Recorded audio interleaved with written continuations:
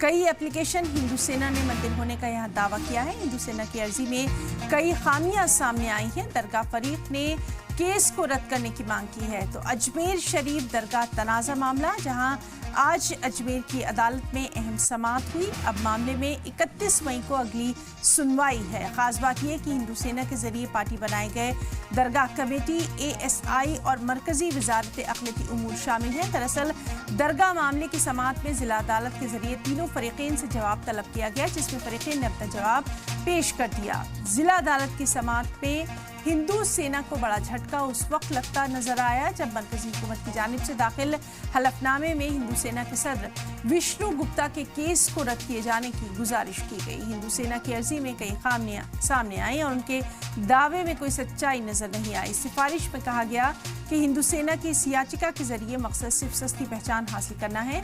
इस मामले को खारिज करने की गुजारिश की गई। उधर वजारत अक़लियती उमूर की सिफारिश की वजह से अदालत ने आज की समाअत मुलतवी कर दी।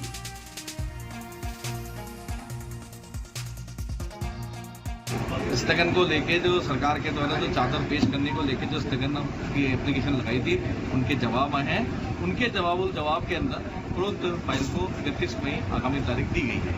दरगाह अंजुमन ने जो के अंदर जिस याचिका की आप बात कर रहे हो, उसके अंदर उन्होंने जो अखबारों के थ्रू और आपके न्यूज़ चैनल के थ्रू हमें जानकारी मिली है कि इस चीज़ की लगाई है कि ये जो प्रकरण है उसे सिविल कोर्ट नहीं सुन सकता, इसको लेकर लगाई। पर अभी तक किसी प्रकार के नोटिस वादी को नहीं मिले हैं। इस कारण अभी तक इसके ऊपर किसी भी प्रकार की कोई ऐसी कार्रवाई नहीं हुई जिसकी वजह से यहाँ जो सिविल कोर्ट के अंदर जो कार्रवाई चल रही है उसके ऊपर किसी भी प्रकार का कोई स्थगन हो या अन्य किसी प्रकार के ड्रॉप करने की बात की गई हो, उस प्रकार का कोई आदेश अभी तक माननीय उच्च न्यायालय द्वारा नहीं दिया गया।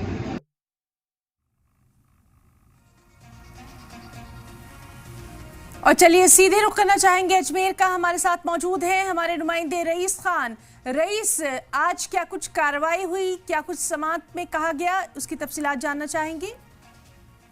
जी बिल्कुल, देखिए मैं आपको बताना चाहूंगा कि 24 जनवरी 2025 को विष्णु गुप्ता के द्वारा जो अदालत में अजमेर सिविल कोर्ट के अंदर एक याचिका लगाई गई थी और उसमें ये कहा गया था कि हमारा जो केस है जिसको इन्होंने 20 दिसंबर 2024 को इन्होंने फाइल किया था, तो उसको सुनने योग्य है वो।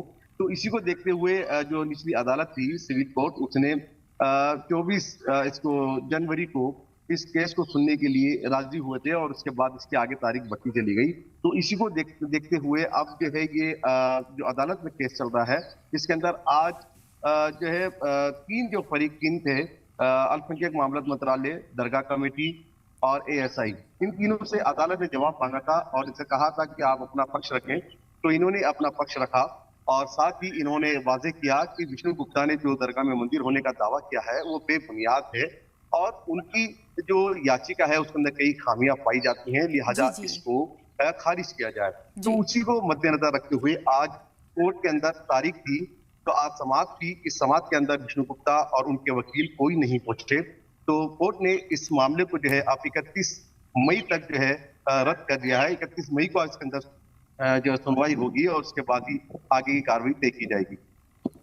रईस, इस सब के बीच में आपसे समझने की कोशिश करेंगे, वहां पर सिक्योरिटी को लेकर क्या कुछ बंदोबस्त देखे जा रहे हैं? जी बिल्कुल, देखिए अगर हम सिक्योरिटी की बात करें दरगाह और दरगाह के अतराफ की और उसके आसपास की, तो यहाँ पर पहले से ही 2007 में जब अजमेर शरीफ दरगाह के अंदर ब्लास्ट हुआ था, तब से ही यहाँ पे सिक्योरिटी जो है वो तमाम गेटों के ऊपर लगी हुई है। और साथ ही अब जब ये मामला हिंदू सेना के द्वारा जब मंदिर होने का दावा दरगाह शरीफ में किया गया है, तो उसको देखते हुए भी दरगाह के अंदर जो है सिक्योरिटी बराबर जो है यहाँ पे सख्त रहती है। फिलहाल जायरीन जो है यहाँ पर जब भी अजमेर शरीफ आते हैं तो दरगाह के तमाम गेटों पे अपनी चेकिंग कराने के बाद ख्वाजा गरीब नवाज के आस्थाने में शिरकत करते हैं और ज़ियारत करते हैं और दुआएं मांगते हैं। जी रईस, तो बेहद अहम खबर जिस पर लगातार तफसीलात फराहम कर रहे हैं हमारे रिपोर्टर रईस खान।